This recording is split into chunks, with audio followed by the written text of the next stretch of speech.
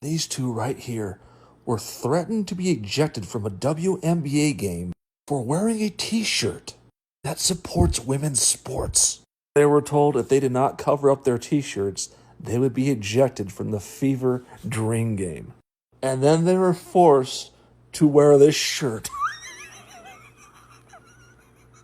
You just can't make this shit up. You cannot make this stuff up anymore. Even more drama in the WNBA. I'm about to play the video, but the WNBA and Atlanta Dream had to apologize because a woman and her daughter were threatened to be kicked out of the stadium because they had shirts on in support of women. T-shirts during overtime and told us we had to leave. And this is for the girl. Or cover our shirts up.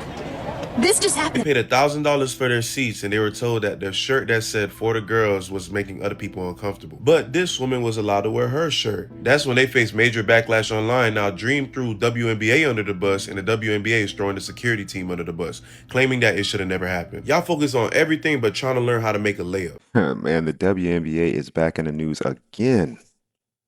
Let's talk about it.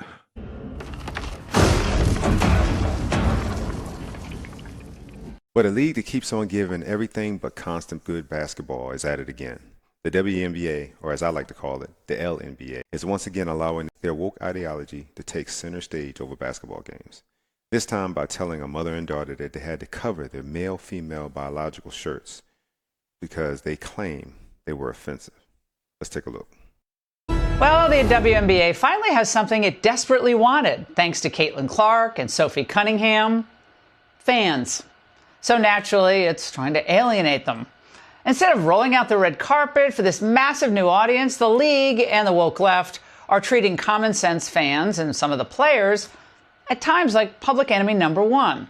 Take Sophie Cunningham. She's just saying what millions believe, men don't belong in women's sports, and for that, she's faced relentless attacks. Most fans aren't just singing along, they're spending serious money to show their support. One mom and daughter say they paid roughly $1,000 each to see the Fever play Atlanta over the weekend.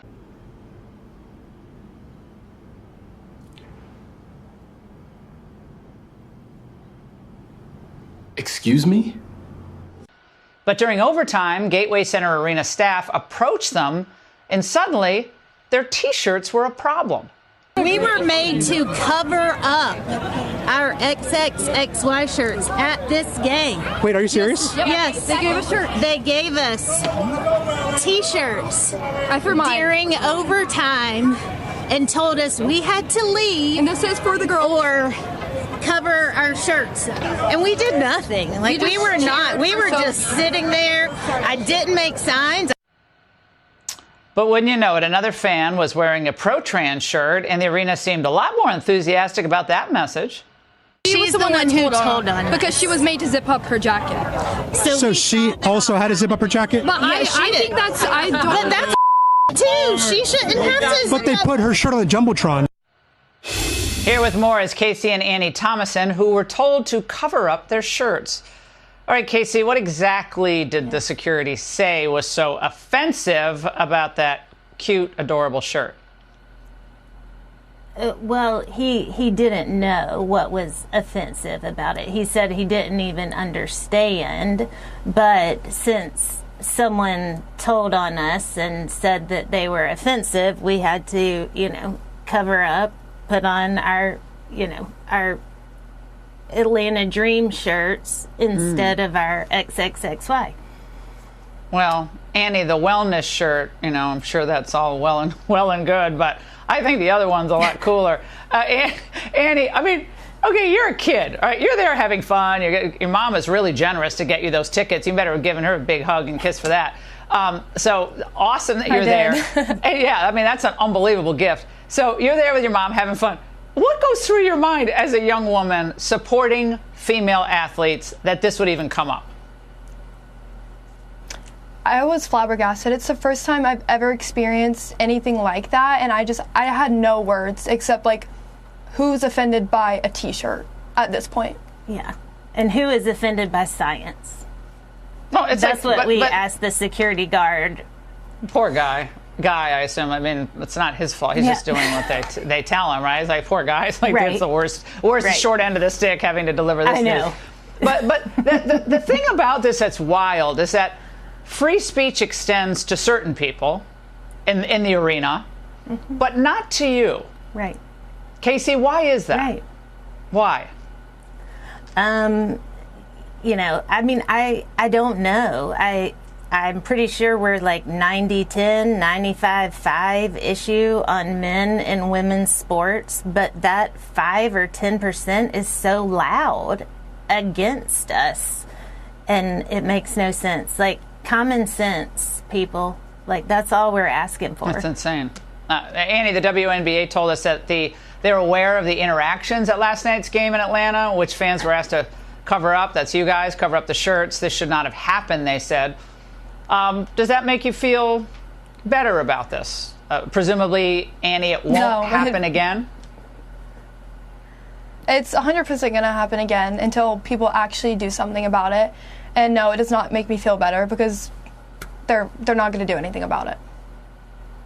Well, Casey, I think you're giving your daughter a really important education here, because this should be simple, but life isn't simple, sadly, anymore when it comes to issues like this. And standing up for what you believe in a very positive way. You weren't saying anything negative about anyone else. You were just... But this is a good life lesson for your daughter and for everyone in the country to say, if you believe in what you believe in, do not be intimidated. Do not be intimidated. No. Right. You can't be. No, because it's never going to end. Annie, do you play any sports yourself?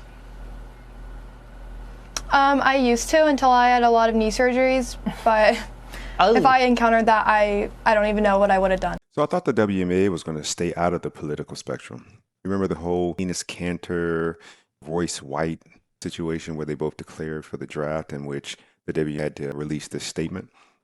They said that they were going to stay out of the political realm, but we all know that's not true. The WNBA has been more political than anybody else over the last few years. Even the NBA has tailored it back a little bit because it was becoming a little bit of a distraction for the league. The WNBA has pretty much taken that mantle from them and said, we'll carry the torch from now on. You guys did the heavy lifting early on. We'll take it from here.